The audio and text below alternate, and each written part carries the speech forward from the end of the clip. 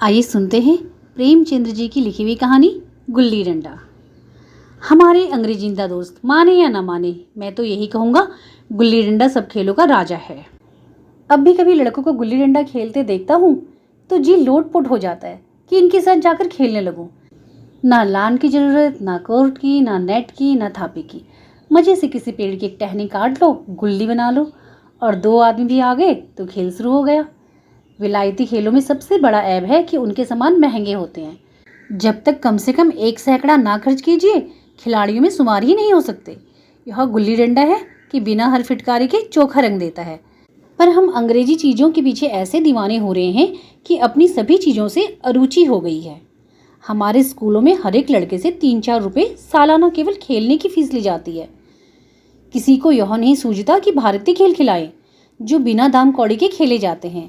अंग्रेजी खेल उनके लिए है जिनके पास धन है। गरीब लड़कों के सिर क्यों यह व्यसन मंडते हो?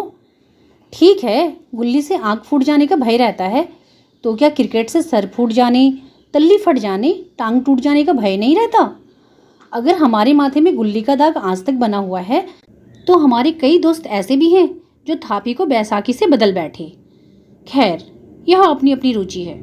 मुझे गुल्ली ही सब खेलों से अच्छी लगती है और बचपन की मीठी स्मृतियों में गुल्ली ही सबसे मीठी है। वह प्रातःकाल घर से निकल जाना, वह पेड़ पर चढ़कर टहनियाँ काटना और गुल्ली डंडे बनाना, वह उत्साह, वह लगन, वह खिलाड़ियों के जमघटे, वह पदना पदाना, वह लड़ाई झगड़े, वह सरल स्वभाव जिसमें छूत अछूत, अमीर गरीब का बिल्कुल भेद न रहता था, जिसमें अमीराना चोंचलों की, प्रदर्शन की, अभिमान की गुंजाइश ही ना थी। वह उसी वक्त भूलेगा जब घर वाले बिगड़ रहे हैं, पिताजी चौके पर बैठे वेग से रोटियों पर अपना क्रोध उतार रहे हैं, अम्मा की दौड़ केवल द्वार तक है, लेकिन उनकी विचारधारा में मेरा अंधकार में भविष्य टूटी हुई नौका की तरह डगमगा रहा है और मैं हूँ कि पदाने में मस्त हूँ, ना नहाने की सुधि है ना खाने की। गुल्ली है तो जरा सी, पर इसमें दुनिया भर की मिठाइयों की मिठास और तमाशों का आनंद भरा हुआ है। मेरे हमजोलियों में एक लड़का गया नाम का था। मुझसे 2-3 साल बड़ा होगा। दुबला लंबा, बंदरों की सी लंबी लंबी पतली पतली उंगलियां, बंदरों की सी चपलता, वही झंझलाहट। गुल्ली कैसी हो उस पर इस तरह लपकता था जैसे छिपकली कीड़ों पर लपकती है। मालूम नहीं उसके माँ बाप थे या नहीं, कहाँ रहता था, क्या खाता था, पर था हमारी गुल्ली क्लब का चैंपियन। जिसकी तरफ वो आ जाए उसकी जीत निश्चित थी। हम सब उसे दूर से आते देख उसका दौड़कर स्वागत करते थे और उसे अपना गुहिया बना लेते थे। एक दिन हम और गया दोनों खेल रहे थे। वह पदा रहा था, मैं पद रहा था। मगर कुछ विचित्र बात है कि पदाने में हम दिन भर मस्त रह सकते हैं, पदना 1 मिनट का भी अखरता है। मैंने गला छुड़ाने के लिए सब चालें चली जो ऐसे अवसर पर शास्त्र विहित ना होने पर भी सम्य है, लेकिन गया अपना दाव लिए बगैर मेरा पिंड ना छोड़ता था। अनुनय विनय का कोई असर ना हुआ, मैं घर की ओर भागा। गया ने मुझे दौड़कर पकड़ लिया और डंडा तान कर बोला, मेरा दाव देकर जाओ, पदाया तो बड़े बहादुर बन के, पदने की बेर क्यों भागे जाते हो? तुम दिन भर पदाओ तो मैं दिन भर पदता रहूं? हाँ, तुम्हें दिन भर पदना पड़ेगा। ना खाने जाऊं ना पीने जाऊं? हाँ, मेरा दाव दिए बिना कहीं नहीं जा सकते। मैं तुम्हारा गुलाम हूँ? हाँ, मेरी गुलाम हो। मैं घर जाता हूँ, देखूं मेरा क्या कर लेते हो? घर कैसे जाओगे? कोई दिल लगी है? दाव दिया है, दाव लेंगे। अच्छा, कल मैंने तुम्हें अमरूद खिलाया था, वह लौटा दो। वह तो मेरे पेट में चला गया। निकालो पेट से, तुमने क्यों खाया मेरा अमरूद? अमरूद तुमने दिया तब मैंने खाया, तुमसे मांगने ना गया था। जब तक मेरा अमरूद ना दोगे मैं दाव ना दूंगा। मैं समझता था न्याय मेरी ओर है। आखिर मैंने किसी स्वार्थ से ही उसे अमरूद खिलाया होगा। कौन निस्वार्थ किसी के साथ सलूक करता है? भिक्षा तक तो स्वार्थ के लिए ही देते हैं। जब गया ने अमरूद खाया था तो फिर उसे मुझसे दाव लेने का क्या अधिकार है? रिश्वत देकर तो लोग खून पचा जाते हैं, यह मेरा अमरूद यूं ही हजम कर जाएगा। अमरूद पैसे के 5 वाले थे जो गया के बाप को भी नसीब ना होंगे। यह सरासर अन्याय था। गया ने मुझे अपनी ओर खींचते हुए कहा, मेरा दाव देकर जाओ, अमरूद समरूद मैं नहीं जानता। मुझे न्याय का बल था, वह अन्याय पर डटा हुआ था। मैं हाथ छुड़ाकर भागना चाहता था, वह मुझे जाने न देता था। मैंने गाली दी, उसने उससे कड़ी गाली दी, और गाली नहीं 2-1 चाटा जमा दिया। मैंने उसे दांत काट लिया, उसने मेरी पीठ पर डंडा जमा दिया। मैं रोने लगा। गया मेरे इस अस्त्र का मुकाबला ना कर सका, भागा। मैंने तुरंत आंसू पोंछ डाले, डंडे की चोट भूल गया और हंसता हुआ घर जा पहुंचा। मैं थानेदार का लड़का एक नीच जात के लौंडे के हाथों पिट गया। यह मुझे उस समय भी अपमानजनक मालूम हुआ, लेकिन घर में किसी से शिकायत ना की। उन्हीं दिनों पिताजी का वहां से तबादला हो गया। नई दुनिया देखने की खुशी में ऐसा फूला कि अपने हमजोलियों से बिछड़ जाने का बिल्कुल दुख ना हुआ। पिताजी दुखी थे, यह बड़ी आमदनी की जगह थी। अम्मा जी भी दुखी थी, यहाँ सब चीजें सस्ती थी और मोहल्ले की स्त्रियों से घराव सा हो गया था। लेकिन मैं मारी खुशी के फूला ना समाता था, लड़कों से जीट उड़ा रहा था। वहां ऐसे घर थोड़े ही होते हैं, ऐसे ऐसे ऊंचे घर हैं कि आसमान से बातें करते हैं। वहां के अंग्रेजी स्कूल में कोई मास्टर लड़कों को पीटे तो उसे जेल हो जाए। मेरे मित्रों की फैली हुई आंखें और चकित मुद्रा बतला रही थी कि मैं उनकी निगाह में कितना ऊंचा उठ गया हूँ। बच्चों में मिथ्या को सत्य बना लेने की वह शक्ति है जिसे हम जो सत्य को मिथ्या बना लेते हैं क्या समझेंगे। उन बेचारों को मुझसे कितनी स्पर्धा हो रही थी, मानो कह रहे थे, तुम भाग्यवान हो भाई, जाओ, हमें तो इसी उजड़ ग्राम में जीना भी है और मरना भी। 20 साल गुजर गए। मैंने इंजीनियरिंग पास की और उसी जिले का दौरा करता हुआ उसी कस्बे में पहुंचा और डाक बंगले में ठहरा। उस स्थान को देखते ही इतनी मधुर बाल स्मृतियां हृदय में जाग उठी कि मैंने अपनी छड़ी उठाई और कस्बे की सैर को निकला। आंखें किसी प्यासे पथिक की भांति बचपन के उन कीड़ा स्थलों को देखने के लिए व्याकुल हो रही थी, पर उस परिचित नाम के सिवा वहां और कुछ परिचित ना था। जहां खंडर था वहां पक्के मकान खड़े थे, जहां बरगद का पुराना पेड़ था वहां अब एक सुंदर बगीचा था। स्थान की काया पलट हो गई थी। अगर उसका नाम और स्थिति का ज्ञान ना होता तो मैं इसे पहचान भी ना सकता। बचपन की संचित और स्मृतियां बाहें खोले अपने उन पुराने मित्रों से गले मिलने के लिए अधीर हो रही थी, मगर वह दुनिया बदल गई थी। ऐसा जी होता था कि इस धरती से लिपट कर रोऊं और कहूं, तुम मुझे भूल गई, मैं तो अब भी तुम्हारा वही रूप देखना चाहता हूँ। सहसा एक खुली हुई जगह में मैंने 2-3 लड़कों को गुल्ली डंडा खेलते देखा। एक क्षण के लिए मैं अपने को बिल्कुल भूल गया कि मैं एक ऊंचा अफसर हूँ, साहबी ठाट में, रौब और अधिकार के आवरण में। जाकर एक लड़के से पूछा, क्यों बेटे, यहाँ कोई गया नाम का आदमी रहता है? एक लड़के ने गुल्ली डंडा समेटकर सहमे हुए स्वर में कहा, कौन गया? गया चमार। मैंने यूं ही कहा, हाँ वही, गया नाम का कोई आदमी है तो शायद वही हो। हाँ है तो जरा उसे बुलाकर ला सकते हो? लड़का दौड़ा हुआ गया और एक क्षण में एक 5 हाथ के काले देव को साथ लिए आता दिखाई दिया। मैं दूर से ही पहचान गया। उसकी ओर लपकना चाहता था कि उसके गले लिपट जाऊं, पर कुछ सोचकर रह गया। बोला, कहो गया, मुझे पहचानते हो? गया ने झुककर सलाम किया। हाँ मालिक, भला पहचानूंगा क्यों नहीं। आप मजे में रहे? बहुत मजे में। तुम अपनी कहो। डिप्टी साहब का साइज हूँ। मतई, मोहन, दुर्गा सब कहाँ हैं? कुछ खबर है? मतई तो मर गया, दुर्गा मोहन दोनों डाकिया हो गए हैं। आप? मैं तो जिले का इंजीनियर हूँ। सरकार तो पहले ही बड़े जहीन थे। अब कभी गुल्ली डंडा खेलते हो? गया ने मेरी और प्रसन्न की आंखों से देखा। अब गुल्ली डंडा क्या खेलूंगा सरकार, अब तो पेट के धंधे से छुट्टी नहीं मिलती। आओ आज हम तुम खेलें, तुम पदाना हम पदेंगे, तुम्हारा एक दांव हमारे ऊपर है, वह आज ले लो। गया बड़ी मुश्किल से राजी हुआ। वह ठहरा टके का मजदूर, मैं एक बड़ा अफसर, हमारा और उसका क्या जोड़। बेचारा झेप रहा था, लेकिन मुझे भी कुछ कम झेपना थी।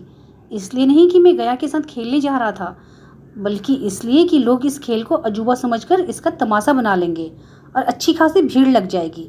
उस भीड़ में वह आनंद कहाँ रहेगा। पर खेले बगैर तो रहा नहीं जाता था। आखिर निश्चय हुआ कि दोनों जने बस्ती से दूर जाकर एकांत में खेलें। वहाँ कौन कोई देखने आने वाला बैठा होगा। मजे से खेलेंगे और बचपन की उस मिठाई को खूब रस ले लेकर खाएंगे। मैं गया को लेकर डाक बंगले पर आया और मोटर में बैठकर दोनों मैदान की ओर चले। साथ में एक कुल्हाड़ी ले ली। मैं गंभीर भाव धारण किए हुए था, लेकिन गया इसे अभी तक मजाक ही समझ रहा था। फिर भी उसके मुख पर उत्सुकता या आनंद का कोई चिन्ह न था। शायद हम दोनों में जो अंतर हो गया था वह सोचने में मग्न था। मैंने पूछा, तुम्हें कभी हमारी याद आई थी गया? सच कहना। गया झेपता हुआ बोला, मैं आपको क्या याद करता हजूर, किस लायक हूँ। भाग में आपके साथ कुछ दिन खेलना बता था, नहीं मेरी क्या गिनती। मैंने कुछ उदास होकर कहा, लेकिन मुझे तो बराबर तुम्हारी याद आती थी। तुम्हारा वो डंडा जो तुमने तान कर जमाया था, याद है ना? गया ने पछताते हुए कहा, वह लड़कपन था सरकार, उसकी याद न दिलाओ। वाह, मेरे बाल जीवन की सबसे रसीली याद है। तुम्हारे उस डंडे में जो रस था वह तो अब ना मैं आदर सम्मान में पाता हूँ न धन में। कुछ ऐसी मिठास थी उसमें कि आज तक उससे मन मीठा होता रहता है। इतनी देर में हम बस्ती से कोई 30 मील निकल आए हैं। चारों तरफ सन्नाटा है। पश्चिम की ओर कोसों तक भीमताल फैला हुआ है, जहाँ आकर हम किसी समय कमल के पुष्प तोड़ ले जाते थे और उसके झुमके बनाकर कानों में डाल लेते थे। जेठ की संध्या केसर में डूबी चली आ रही है। मैं लपककर एक पेड़ पर चढ़ गया और एक टहनी काट लाया। चटपट गुल्ली डंडा बन गया। खेल शुरू हो गया। मैंने गुच्छी में गुल्ली रखकर उछाली। गुल्ली गया के सामने से निकल गई। उसने हाथ लपकाया जैसे मछली पकड़ रहा हो। गुल्ली इसके पीछे जाकर गिरी। यह वही गया है जिसके हाथों में गुल्ली जैसे आप ही आप जाकर बैठ जाती थी। बहुत दाहिने बाएं कहीं हो, गुल्ली उसके हथेलियों में ही पहुंचती थी, जैसे गुल्लियों पर वसीकरण डाल देता हो। नई गुल्ली, पुरानी गुल्ली, छोटी गुल्ली, बड़ी गुल्ली, नोकदार गुल्ली, सपाट गुल्ली, सभी उसे मिल जाती थी, जैसे उसके हाथों में कोई चुंबक हो जो गुल्लियों को खींच लेता हो। लेकिन आज गुल्ली को उससे प्रेम नहीं रहा। फिर तो मैंने पदाना शुरू किया। मैं तरह तरह की धांधलियां कर रहा था। अभ्यास की कसर बेमानी से पूरी कर रहा था। हुच जाने पर भी डंडा खेले जाता था। हालांकि शास्त्र के अनुसार गया की बारी आनी चाहिए थी। गुल्ली पर जब ओछी चोट पड़ती और वह जरा दूर पर गिर पड़ती तो मैं झटपट उसे खुद उठा लेता और दोबारा डांट लगाता। गया यह सारी बेकायदगियां देख रहा था पर कुछ ना बोलता था, जैसे उसे यह सब कायदे कानून भूल गए। उसका निशाना कितना अचूक था। गुल्ली उसके हाथ से निकलकर टन से डंडे में आकर लगती थी। उसके हाथ से छूटकर उसका काम था डंडे से टकरा जाना। लेकिन आज वह गुल्ली डंडे पर लगती ही नहीं। कभी दाहिने जाती है, कभी बाएं, कभी आगे, कभी पीछे। आध घंटा पधाने के बाद एक बार गुल्ली डंडे में आ लगी। मैंने धांधली की। गुल्ली डंडे में नहीं लगी, बिल्कुल पास से गई, लेकिन लगी नहीं। गया ने किसी प्रकार का असंतोष ना प्रकट किया। ना लगी होगी, डंडे में लगती तो क्या मैं बेईमानी करता? नहीं भैया, तुम भला बेईमानी करोगे? बचपन में मजाल थी कि मैं ऐसा घपला करके जीता बचता। यही गया गर्दन पर चढ़ बैठता। लेकिन आज मैं इसे कितनी आसानी से धोखा दिए चला जाता था। गधा है, सारी बातें भूल गया। सहसा गुल्ली फिर डंडे में लगी और इतनी जोर से लगी जैसे बंदूक छूटी हो। इस प्रमाण के सामने अब किसी तरह की धांधली करने का साहस मुझे इस वक्त भी न हो सका। लेकिन क्यों ना एक बार सच को झूठ बनाने की चेष्टा करूं। मेरा हरज ही क्या है? मान गया तो वाह वाह, नहीं तो 2-4 हाथ पदना ही तो पड़ेगा। अंधेरे का बहाना करके जल्दी से गला छुड़ा लूंगा, फिर कौन दाव देने आता है। गया ने विजय के उल्लास में कहा, लग गई, टन से बोली। मैंने अनजान बनने की चेष्टा करके कहा, तुमने लगते देखा? मैंने तो नहीं देखा। टन से बोली है सरकार। और जो किसी ईंट में लग गई हो? मेरे मुख से यह वाक्य उस समय कैसे निकला, इसका मुझे खुद आश्चर्य है। इस सत्य को झुठलाना वैसे ही था जैसे दिन को रात बताना। हम दोनों ने गुल्ली को डंडे से जोर से लगते देखा था, लेकिन गया ने मेरा कथन स्वीकार कर लिया। हाँ, किसी ईंट में ही लगी होगी। डंडे में लगती तो इतनी आवाज ना आती। मैंने फिर पदाना शुरू कर दिया, लेकिन प्रत्यक्ष धांधली कर देने के बाद गया की सरलता पर मुझे दया आने लगी। इसलिए जब तीसरी बार गुल्ली डंडे में लगी तो मैंने बड़ी उदारता से दाव देना तय कर लिया। गया ने कहा, अब तो अंधेरा हो गया है भैया, कल पर रखो। मैंने सोचा कल बहुत सा समय होगा, यह न जाने कितना देर पदाए, इसीलिए इसी वक्त मामला साफ कर लेना अच्छा होगा। नहीं, अभी बहुत उजाला है, तुम अपना दाव ले लो। गुल्ली सूझेगी नहीं, कुछ परवाह नहीं। गया ने पदाना शुरू किया, पर उसे बिल्कुल अभ्यास न था। उसने 2 बार टांड लगाने का इरादा किया, पर दोनों ही बार हुज गया। 1 मिनट से कम में वह दाव पूरा कर चुका। बेचारा घंटा भर पदा, पर 1 मिनट में ही अपना दाव खो बैठा। मैंने अपने हृदय की विशालता का परिचय दिया। एक दाव और खेल लो, तुम पहले ही हाथ में हुज गए। नहीं भैया, अब अंधेरा हो गया, तुम्हारा अभ्यास छूट गया। क्या कभी खेलते नहीं? खेलने का समय कहाँ मिलता है भैया। हम दोनों मोटर पर जा बैठे और चिराग जलते जलते पड़ाव पर पहुंच गए। गया चलते चलते बोला, कल यहाँ गुल्ली डंडा होगा, सभी पुराने खिलाड़ी खेलेंगे, आप भी आओगे? जब आपको फुर्सत हो तभी खिलाड़ियों को बुलाऊं। मैंने शाम का समय दिया और दूसरे दिन मैच देखने आया। कोई 10-10 आदमियों की मंडली थी। कई मेरे लड़कपन के साथी निकले। अधिकांश युवक थे जिन्हें मैं पहचान ना सका। खेल शुरू हुआ। मैं मोटर पर बैठा बैठा तमाशा देखने लगा। आज गया का खेल, उसका वह नैपुण्य देखकर मैं चकित हो गया। डांट लगाता तो गुल्ली आसमान से बातें करती। कल की सी वह झिझक, वह हिचकिचाहट, वह बेदली आज ना थी। लड़कपन में जो बात थी आज उसने प्रौढ़ता प्राप्त कर ली थी। कहीं कल इसने मुझे इस तरह पदाया होता तो मैं जरूर रोने लगता। उसके डंडे की चोट खाकर गुल्ली 200 गज की खबर लाती थी। पदने वालों में एक युवक ने धांधली की। उसने अपने विचार में गुल्ली रोक ली थी। गया का कहना था गुल्ली जमीन में लगकर उछली थी। इस पर दोनों में ताल ठोकने की नौबत आई। युवक दब गया। गया का तमतमाया हुआ चेहरा देखकर डर गया। अगर वह दब न जाता तो जरूर मारपीट हो जाती। मैं खेल में ना था, पर दूसरों के इस खेल में मुझे वही लड़कपन का आनंद आ रहा था जब हम सब कुछ भूलकर खेल में मस्त हो जाते थे। अब मुझे मालूम हुआ कि कल गया ने मेरे साथ खेला नहीं, केवल खेलने का बहाना किया। उसने मुझे दया का पात्र समझा। मैंने धांधली की, बेमानियाँ की, पर उसे जरा भी क्रोध न आया, इसलिए कि वह खेल ना रहा था, मुझे खिला रहा था, मेरा मान रख रहा था। वह मुझे पदाकर मेरा कचूमर ना निकालना चाहता था। मैं अब अफसर हूँ। यह अफसरी मेरे और उसके बीच में दीवार बन गई है। अब मैं उसका लिहाज पा सकता हूँ, अदब पा सकता हूँ, साहचर्य नहीं पा सकता। लड़कपन था तब मैं उसका समकक्ष था। हम में कोई भेद न था। यह पद पाकर अब मैं केवल उसकी दया के योग्य हूँ। वह मुझे अपना जोड़ नहीं समझता। वह बड़ा हो गया है, मैं छोटा हो गया हूँ।